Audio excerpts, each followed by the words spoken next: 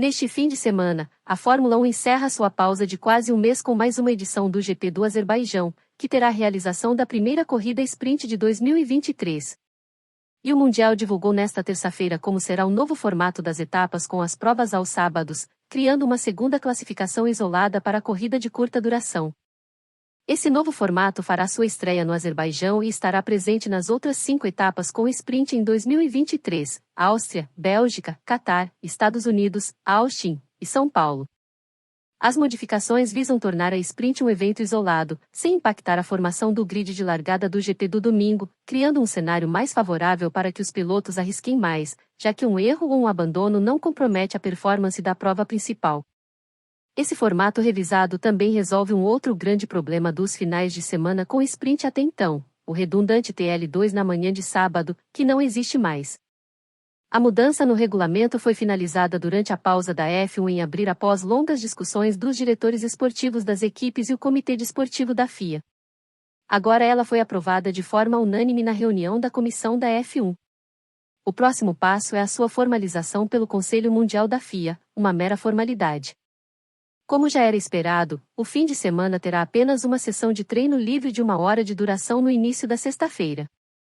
O dia ainda será concluído pela classificação no tradicional formato Q1 e Q2 e Q3, definindo o grid de largada para o GP do domingo, sendo passível de mudanças apenas nos casos de punição de pista, troca de componentes da unidade de potência ou outros fatores já conhecidos pelo público.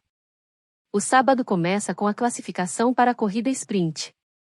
Esse quali terá o mesmo formato do que é realizado na sexta-feira, mas com duração reduzida. O SQ1, Sprint Qualifying 1, terá duração de 12 minutos, contra 18 do tradicional, o SQ2 10 minutos, em vez de 15, e o SQ3 8 minutos, em vez de 12. O uso de pneus no fim de semana de sprint foi alvo de muitas discussões, já que as equipes têm direito a apenas 12 jogos de pneus em vez dos 13 tradicionais. Foi decidido que os times terão que guardar 3 jogos novos para o quali do sábado, com o SQ1 e o SQ2 sendo obrigatório o uso de médios e macios para o SQ3. A alocação de penalizações foi outra fonte de discussão, visando manter a independência da sprint em relação ao GP.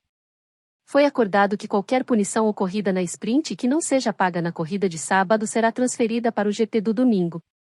Como anteriormente determinado, penalizações envolvendo trocas de caixas de câmbio e trocas de componentes na unidade de potência serão pagas apenas aos domingos.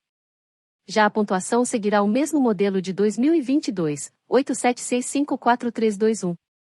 Mas apesar do apoio unânime das equipes na votação sobre a mudança de formato, os chefes demonstram preocupação com as atividades deste fim de semana no Azerbaijão. Esta será a primeira vez que a sprint acontece em um circuito de rua, onde as chances de acidente são maiores, ainda mais agora com a corrida de sábado em um formato que incentive os pilotos a arriscarem. Com o GP de Miami já na semana seguinte, as equipes terão que enfrentar 3 corridas de rua em apenas 9 dias, 2 GPS e a sprint, com tempo limitado para o envio de novas peças aos Estados Unidos caso necessário. Estou nervoso com a sprint em Baku porque você não tem tempo de consertar o carro se ele tiver danos maiores, disse Mike Crack da Aston Martin ao motorsport.com. O parque fechado começa logo após a sprint, e você tem apenas 3, 4 horas para fazer os reparos. Sim, estamos nervosos, admitiu Andrea Stella, da McLaren. Ao mesmo tempo, apoiamos o formato da sprint. Temos que nos adaptar. É um processo colaborativo. No final, temos que encontrar o ponto ideal para o espetáculo e para que as equipes possam gerenciar as peças e gastos no teto. Quanto ao teto, as equipes precisam encontrar o equilíbrio ideal entre ter peças sobressalentes suficiente e não tê-las em excesso a ponto de representar um desperdício de dinheiro. Vamos usar a abordagem que temos normalmente, disse Jody Ginton, diretor técnico da AlphaTauri. Mas a última coisa que queremos são peças na estante porque ficaram obsoletas com o desenvolvimento. Então é um risco. Mas quando se tem um programa de desenvolvimento forte, você não pode correr o risco de produzir peças em excesso. Com o trabalho em nosso assoalho, temos que lidar com isso cuidadosamente, porque não queremos que sobrem coisas que não vamos precisar.